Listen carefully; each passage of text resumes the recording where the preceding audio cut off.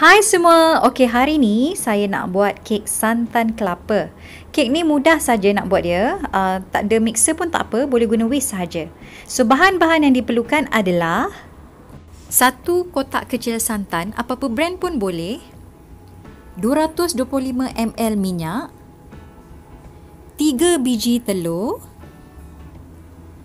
300 gram tepung gandum, 190 gram gula kasta, 1 sudu kecil esen vanila, 1 sudu kecil baking powder dan sedikit kelapa parut yang dikeringkan. Okey, mula-mula sediakan mixing bowl dan masukkan minyak.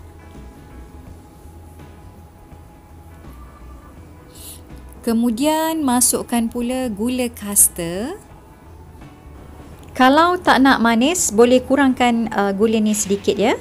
Okey, mulakan kacau kedua-duanya sampai dia jadi larut dan berkrim.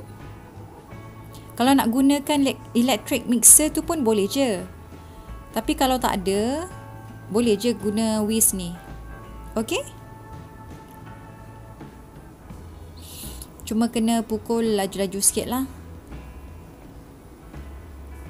Alright, seterusnya masukkan telur dan pukul. So masukkan telur ni kena masukkan sebiji demi sebiji ya.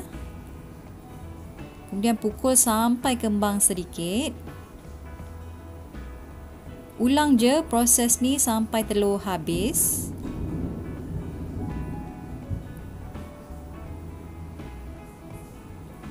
So, bila dah kembang nanti, adunan dia akan start jadi likat dah. So, terus je pukul, okey?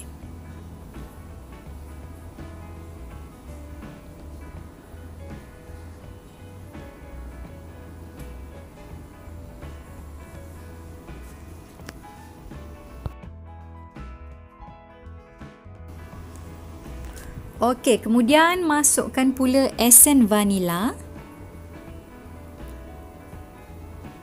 Dan sambung pukul lagi lah. Cuma tak perlu pukul lama-lama sangat. Sekadar nak bagi dia sebati saja. Kemudian masukkan pula santan. So potong atau guntingkan saja di bahagian atas kotak tu. Santan yang kotak kecil yang saya guna ni dia punya kandungan 200 ml. Dan tuang saja kesemuanya ke dalam adunan ni.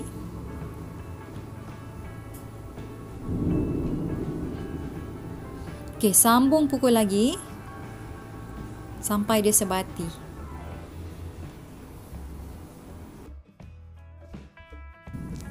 Okey, so nampaknya adunan dah semakin memekat dan likat. Okey. So boleh stop lah. Kemudian masukkan baking powder ke dalam tepung gandum ni. Dan ayakkan kedua-duanya supaya dia halus.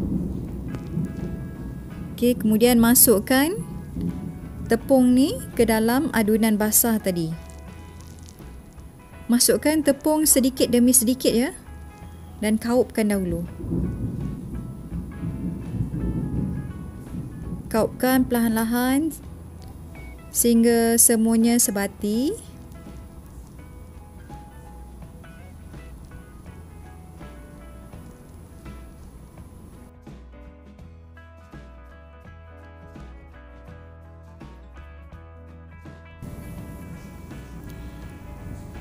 Okey, kemudian saya gaul guna whisk ni sekejap sebab nak pastikan dia tak berketul lah.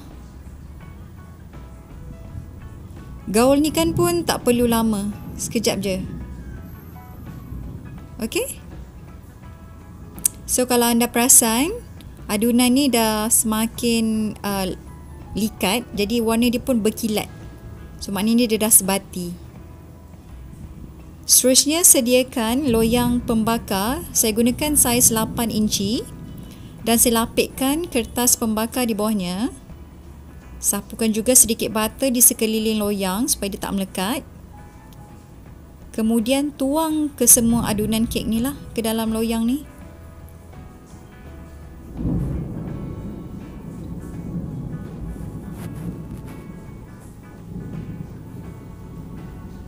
Okay, sebab dia nampak pekat dekat situ, jadi cuba kautkan adunan dekat bahagian-bahagian tepi tu.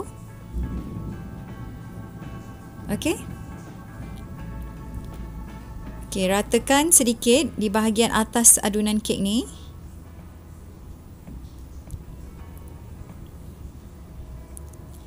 Dan akhir sekali, kita cuma taburkan kelapa kering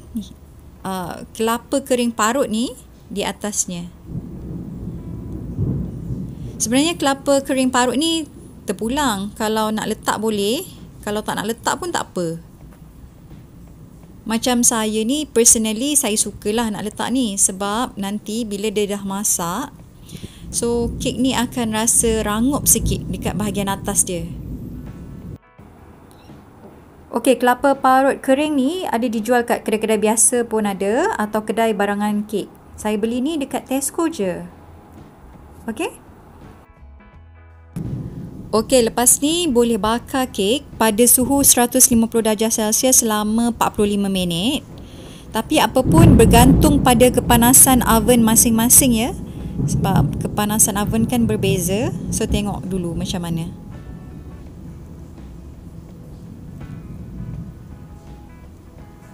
Okey, nampaknya kek dah masak. So boleh keluarkan. Cucukkan di tengah-tengah kek dengan pisau kecil atau lidi, dan kalau dia bersih dia tak ada apa-apa melekat, maknanya dah masak. Kemudian kita terbalikkan guna pinggan yang lebar sikit daripada kek ni. Dan cabutkan kertas pelapik ni perlahan-lahan ya.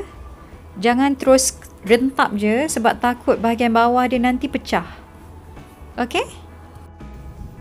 Kemudian letakkan pinggan lain dan terbalikkan semula. Okey, dah siap. Gebu nampaknya kan? So bolehlah potong dan sedia untuk dihidangkan. Okey? So kek ni dia bukan jenis yang macam kek sponge. Kek ni jenis kek yang padat.